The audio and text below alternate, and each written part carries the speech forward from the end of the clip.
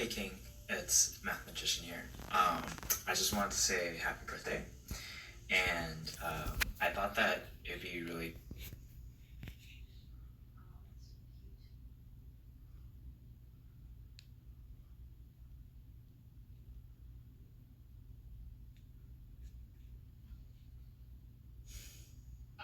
I'm Chris Rock.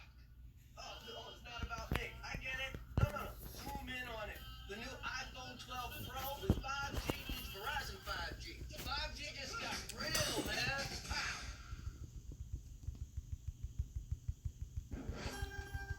This is the most exquisite beef in the world. Not only is it almost impossible to get, everyone tries to fake it. But my friends, make no mistake.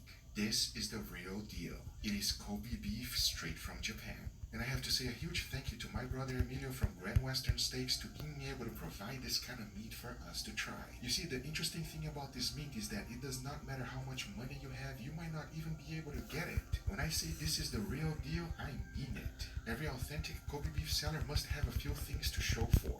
One of the most obvious is the trophy. And since my brother Emilio got one, he actually let me film it. This is one of the things that makes it legit. When you become an authentic Kobe beef reseller, you actually get a lot more things, including certifications and several other things that makes this legit. And believe it or not, there's only a handful of real authentic Kobe beef distributors in the United States. So do not be fooled by the imitators. This is the real deal. And to be more specific, we're talking about an 11 pounds Kobe beef ribeye roast, marbling score 12. This is not something you see every day, and something I'll probably never experience again. It is the most prestigious and wanted piece of meat in the world.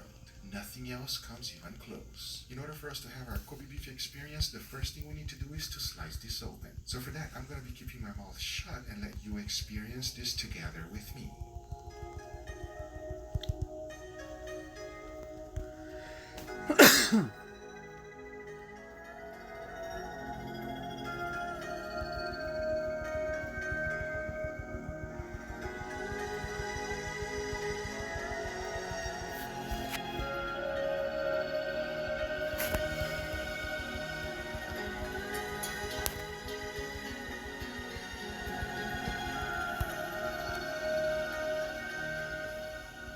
That is definitely something you do not see every day.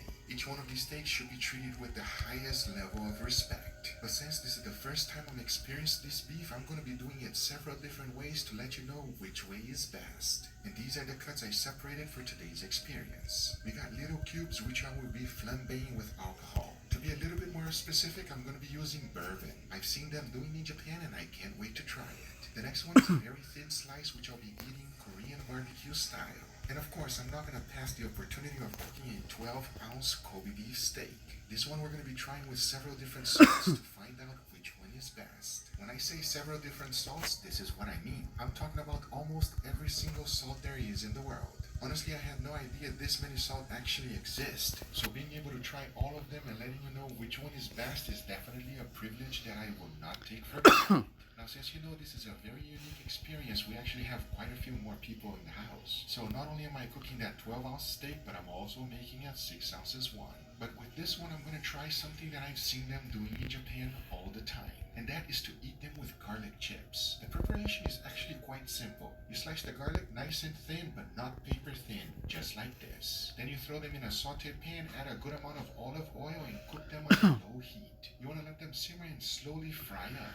Do not even raising their heat because if not, they'll burn very quickly. You want that brownness to happen nice and slow. This will make the garlic nice and mild, and that bitterness and strong flavor we normally taste will be completely gone. As soon as they become golden brown the way you want them, it's time to dry out a little bit of that olive oil because by that time your garlic chips are done. This should pair nicely with the Kobe beef. I mean, take a look at it. There's no way that this is not gonna be amazing. Another thing that I saw them doing in Japan is putting a little bit of wasabi right on top. So we are definitely going to be giving that a go and letting you know how it tastes. Now, as you know, this Kobe beef is one of the most prestigious piece of meat that ever laid down on my cutting board. And for that, I'm going to be cooking it in a very special grill. I'm talking about a 1500 degrees restaurant quality beast. It's called the Blazing Bull. It's 100% made in the USA and it has incredible power. And this is what I'm talking about because it has two infrared burners, just like the best steakhouses in the world. So I'm hoping that this grill will give us an experience that we will never forget. But now going back to our wonderful Kobe beef. Now that you've seen me prepare this wonderful piece of meat, the only thing left to do is to cook it. So now I say it is enough talking and it is time to make the best beef in the world. So let's do it.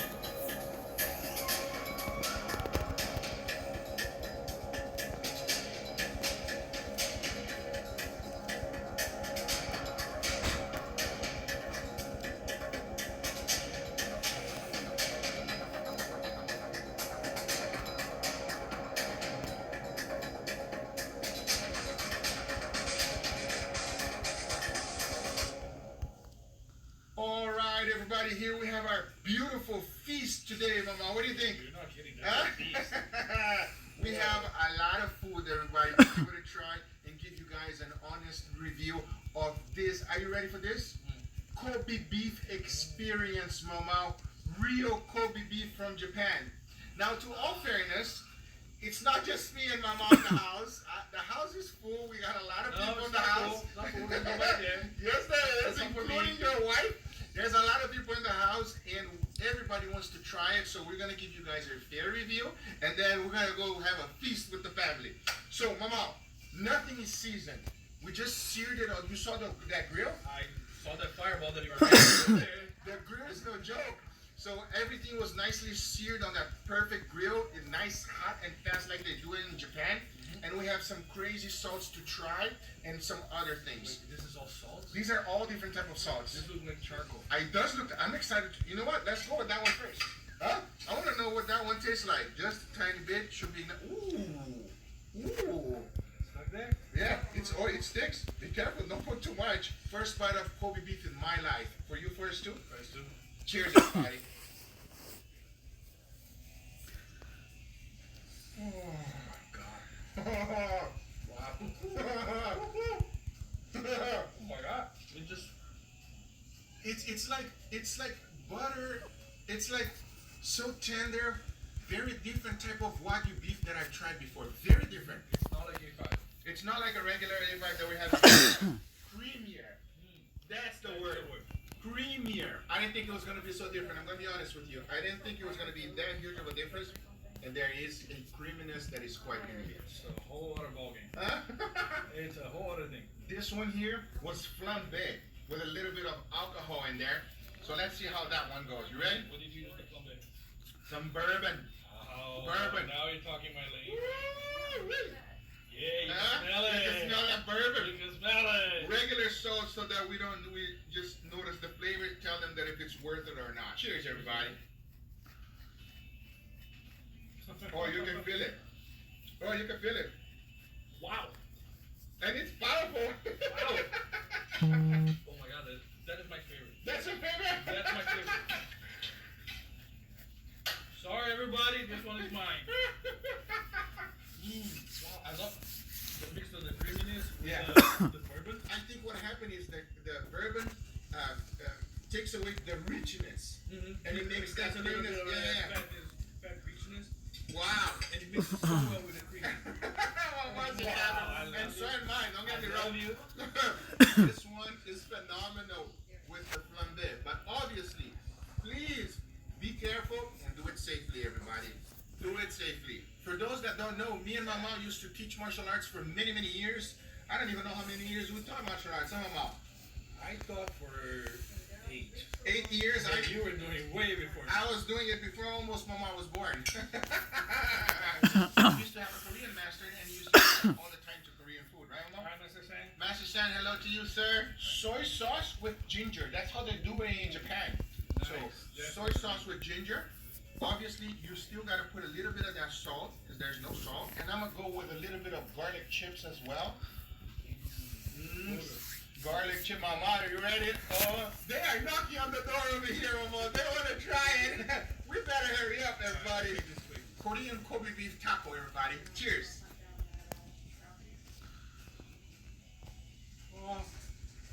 Okay, this one is your favorite. This one is my favorite. I might have to change my favorite. Ah, you're gonna change your favorite. No, you can't do that, mama. This one is my favorite. Wow. And you know what? Slicing them thin like this Yeah, makes them a little bit crispier. yeah, So it adds a little bit more crunch to it. yeah, absolutely. Oh my god. This one's my favorite, everybody. I can see that my voice changing. I have to change. You know what? I'm gonna eat all of this, and when it's done, that's gonna be my favorite. I'm gonna try one that is a little bit more medium rare. This one is more medium rare, mama, because it was a thicker steak. Okay, Oh my god. it's licking juice. It's licking juice. And we've been sitting down here having a good old time, everybody. This is an amazing experience. I'll tell you that right now. Absolutely amazing. We are like two little kids in the playground right now. I promise you. Two little kids and a cake factory. Oh my God! Just so good. You want a little challenge? Little wasabi, mama. Here, I put it here so that you don't die. You know it. Uh, You know I can resist. A little wasabi, mama. Come on. Okay, a little wasabi. Cheers, everybody. I feel that wasabi strong. My recommendation: don't put the wasabi. The wasabi is not good. What do you think, mama? Unless you love wasabi, then If you you're gonna really do like it. it, do it, but without the wasabi, it's better. Anyway, guys, these are the results. I hope you guys enjoyed this video. If you do enjoy it, make sure you give it a thumbs up. If you're not a subscriber, be sure to subscribe for future videos. Remember, if you are interested in anything I use, everything's always in the description down below. Thank you so much for watching, and we'll see you guys on the next one. And if you guys are interested on that grill that I use, make sure you check out the link in the description down below. And Emilio, thank you for being able to provide this incredible experience to us. Absolutely.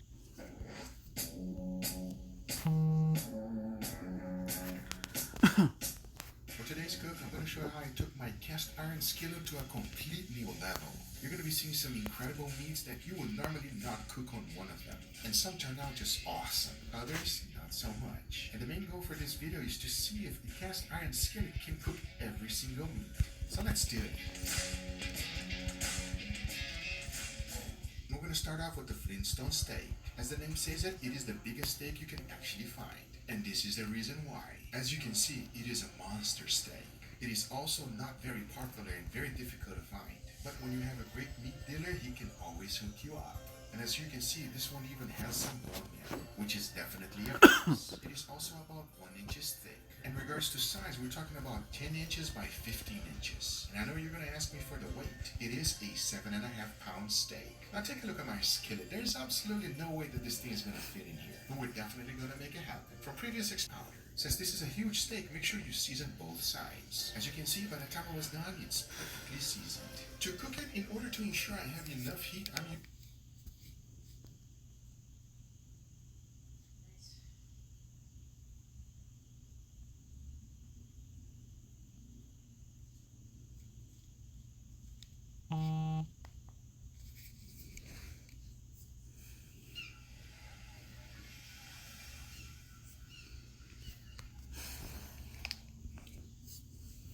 They were to check out, are the 12-kilometer eggs a good idea in Pokemon Go to invest in, or are they just a cash grab? So, welcome to the Trader Club. Here we go.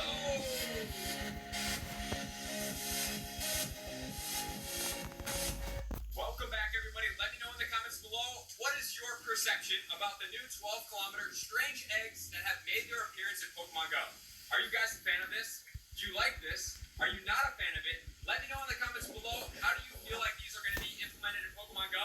And are you going to be investing in them to start getting 12-kilometer eggs to be able to hatch them as well? So can't wait to see what you guys feel about these, because today what we're going to do is I'm going to break down how I feel about 12-kilometer eggs, and are they a good idea to invest in, or are they something that you guys should steer away from and Pokemon Go because obviously there has been a big stir, and I have made another video about cash grabs in Pokemon Go if you want to check this out and what my perceptions of them are. Let me know in the comments below now, based on using those features in that video, which means please use constructive criticism. If you guys do decide to criticize this area, please don't say 12-kilometer egg stock. If you are not happy with them, say this is why I'm not happy with them. I feel disappointed. Give your real feeling, not they suck, because that is not constructive for anybody if you choose to go in that manner.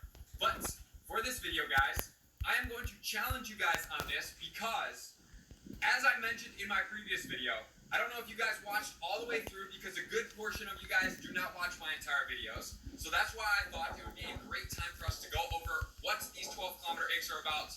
On average, what you can expect from hatching 9 12-kilometer eggs. And then going forward, what would I suggest you guys doing with 12-kilometer eggs? So let's get into all the information right now. First, we're going to go over what you can get from 12-kilometer eggs. And then I'm going to give you, do I think it's a cash grab or not? And then we're going to go towards the future and see what you should do with these eggs in Pokemon Go. So there are going to be a total of 8 different Pokemon that are going to be hatching from these eggs. The first 2 Pokemon have shinies that are potential, Larvitar and Absol. So all of the 12-kilometer eggs, obviously you have to walk 2 more kilometers than you do for the 10-kilometer eggs. So that is one slight issue in itself, but honestly it's not that big of a concern for me when I'm going to be talking about this. Larvitar 100% IV is going to be $5.94. Absol 100% IV is going to be $14.43. Then we have a new Pokemon that's going to be Sandile. Sandile 100% IV is going to be $5.92.